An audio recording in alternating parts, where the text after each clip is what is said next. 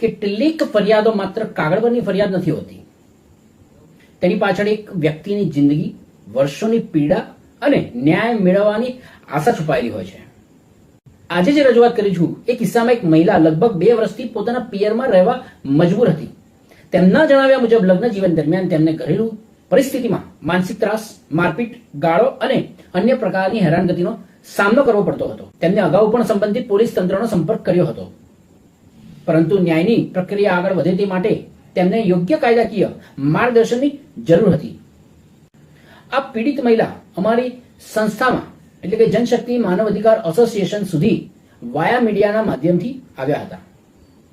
આ પીડિત મહિલા અને તેમનો પરિવાર જ્યારે આવ્યા ત્યારે તેઓ ખૂબ જ માનસિક રીતે હતાશ સ્થિતિમાં હોય તેવું લાગતું હતું.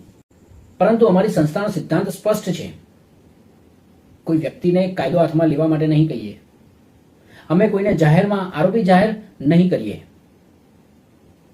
અમે માત્ર વ્યક્તિને તેના કાયદેસર અધિકારો સમજાવીને યોગ્ય કાનૂની પ્રક્રિયા સુધી પહોંચાડવાનો ફક્ત પ્રયાસ કરીએ છીએ.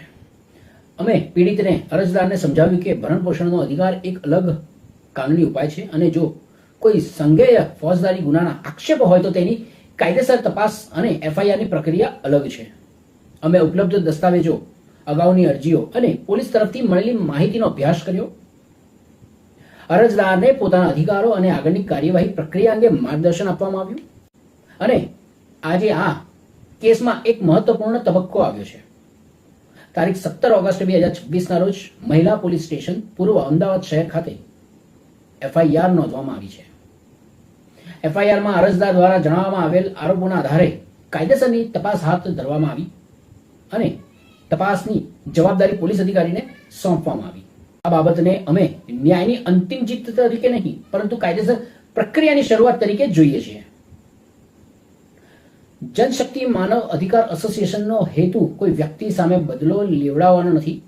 અમારો હેતુ જ્યારે કોઈ સામાન્ય નાગરિક કાયદાની પ્રક્રિયાથી અજાણ હોય, જ્યારે કોઈ પીડિત વ્યક્તિ પોતાની વાત ક્યાં રજૂ કરવી તે સમજી ન શકતો હોય, ત્યારે તેને યોગ્ય માહિતી અને કાયદેસર માર્ગદર્શન મળે છે.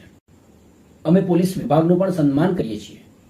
એફઆઈઆર નોંધાઈ અને હવે કાયદા મુજબ નિષ્પક્ષ તપાસ થવી જરૂરી છે. અમે તપાસને પ્રભાવિત કરવા માંગતા નથી.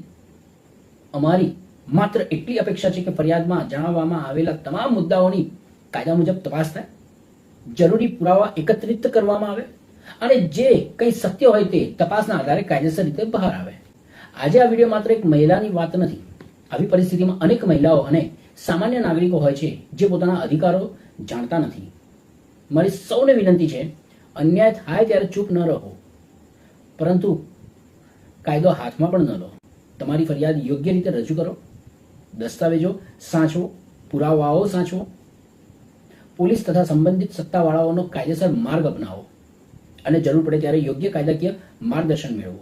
હું તમારો મૌલિક શાહ, જનશક્તિ માનવ અધિકાર એસોસિએશનનો એક જ સંકલ્પ છે: પીડિત વ્યક્તિને તેની વાત માટે યોગ્ય મંચ મળે, નાગરિકને તેના અધિકારોની જાણકારી મળે અને દરેક કાર્યવાહી કાયદાની મર્યાદામાં થાય. આ કેસમાં એફઆઈઆર નોંધાઈ છે. હવે અમારી અપેક્ષા માત્ર એટલી જ છે કે તપાસ નિષ્પક્ષ રીતે આગળ વધે અને કાયદા મુજબ જે સત્ય હોય તે સામે આવે. ન્યાય કોઈ વ્યક્તિની તરફેણમાં નહીં, ન્યાય સત્ય અને કાયદાની તરફેણમાં હોવો જોઈએ. માનવ અધિકાર માટે જાગૃતિ, ન્યાય માટે કાયદેસર માર્ગદર્શન અને નાગરિકના હક માટે સતત અવાજ ઉઠાવવો એ જ સંસ્થાનો મૂળભૂત સિદ્ધાંત છે. આ સાથે જય હિન્દ, જય સંવિધાન.